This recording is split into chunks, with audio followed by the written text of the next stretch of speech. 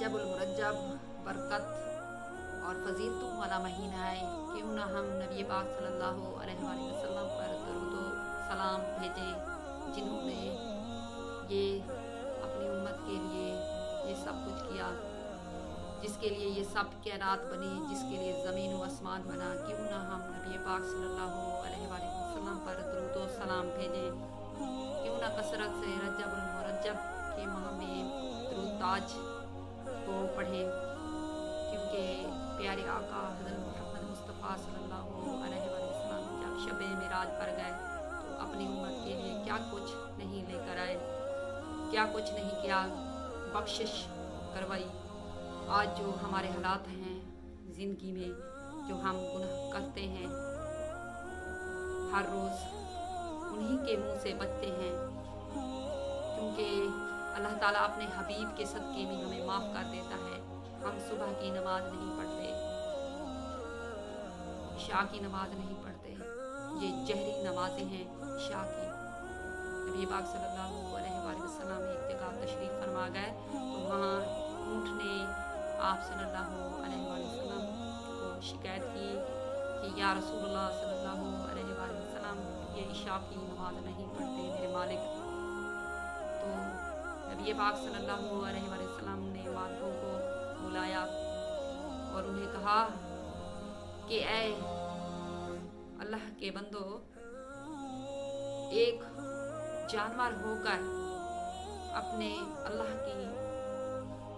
अपने मालिक की पहचान करता है और तुम तो शबूर रखने वाले, अक्ल रखने वाले हो, और मुझे शिकायत की है कि आप नमाज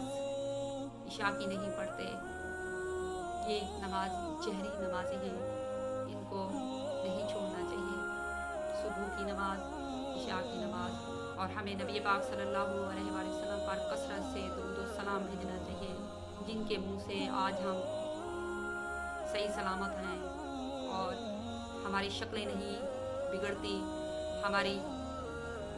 शक्लें ठीक हैं। हम जो भी गुनाह करते हैं नबी पाक सल्लल्लाहु अलैहि वसल्लम के सदक़े में हमें अल्लाह ताला माफ़ फरमा देता है। हमारी नमाज़ें चूक जाती हैं, नमाज़ें नहीं पढ़ते, तो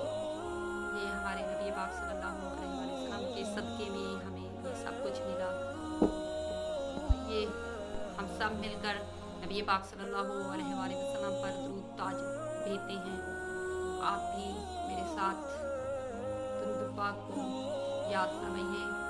याद कर लीजिए और इस तरह नबी पाक सल्लल्लाहु अलैहि वसल्लम पर दरूद कसरत से भेजिए।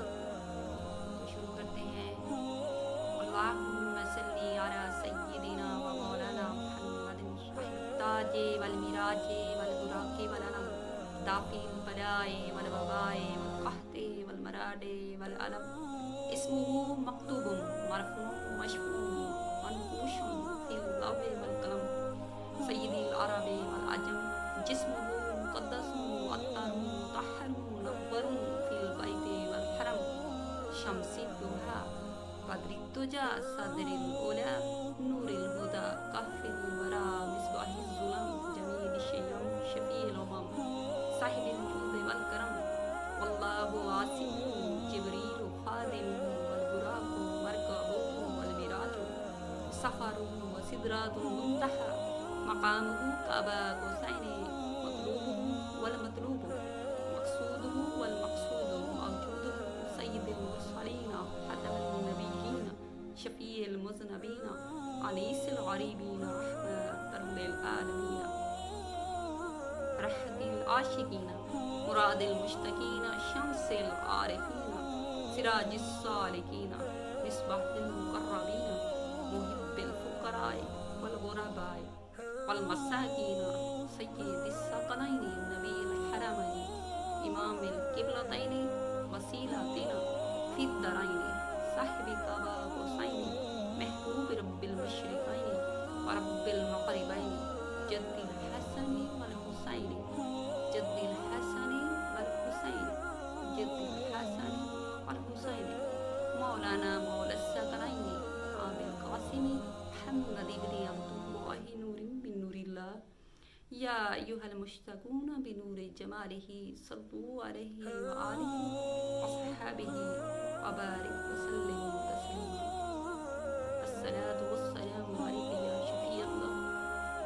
الصلاة والسلام عليك يا حبيب الله، الصلاة والسلام عليك يا سيدي یا رسول اللہ صلی اللہ علیہ وآلہ وسلم۔ روایت کیا جاتا ہے کہ نبی کریم صلی اللہ علیہ وآلہ وسلم نے فرمایا کہ میری امت کا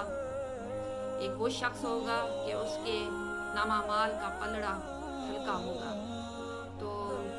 آپ صلی اللہ علیہ وآلہ وسلم اس